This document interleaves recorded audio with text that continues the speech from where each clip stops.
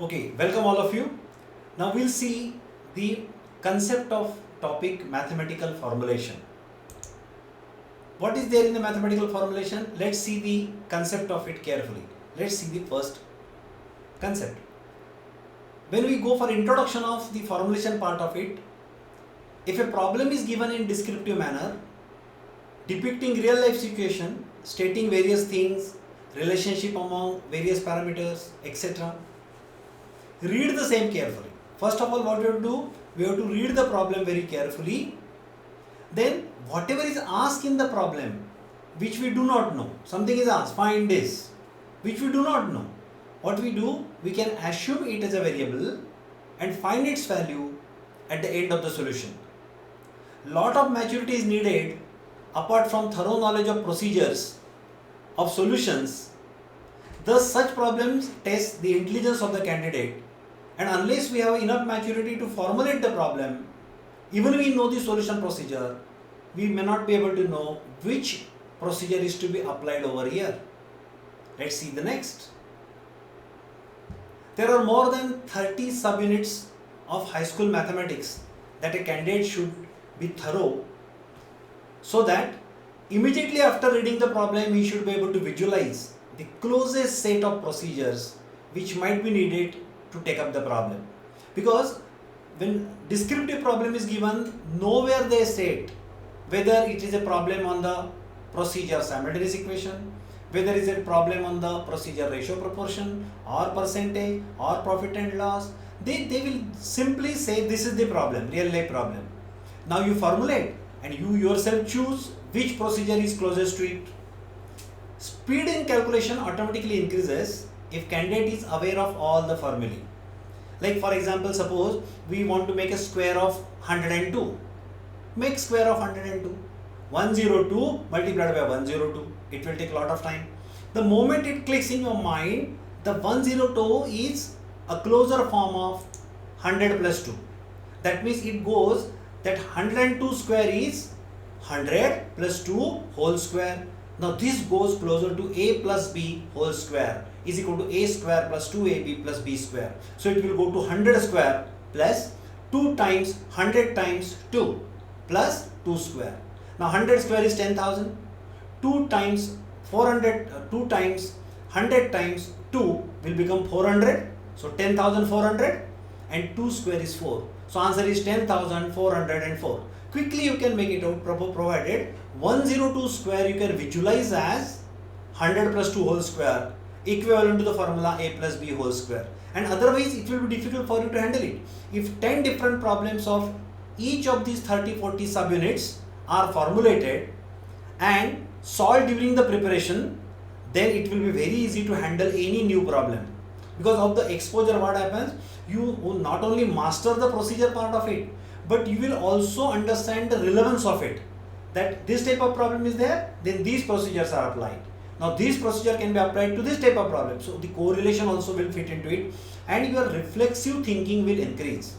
If you get enough time, then everybody is comfortable in thinking and everybody is competent and comfortable in solving middle school mathematics.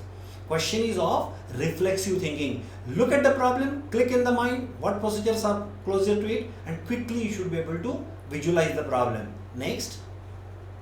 Now, different formulation is needed for every type of problem. So formulation for one type may not be applicable to the formulation of the second type.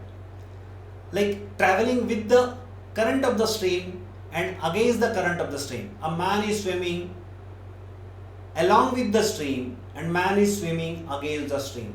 So the speed of the stream is to be added once, speed of the stream is subtracted once. Once you know the type of problem, anytime such problem comes in, you can click it. It is to be handled like this. Trains traveling in opposite direction, train traveling relative to a tree, train traveling relative to a person on the platform, okay, or any object, or train relative motion of the train with respect to a scooter driver taking the scooter along the road parallel to the train. Maybe there could be different problems of mixtures and allocation, like mixture of maybe kerosene and diesel is there, then some diesel is taken out, kerosene is put in, mixture is taken out, diesel is poured in, likewise combination. Then profit and loss and percentage problems will be there. Then distance and time, various distances and time. While going he requires this much time by cycling, while coming he requires this much time because he is coming walking. So this type of combination.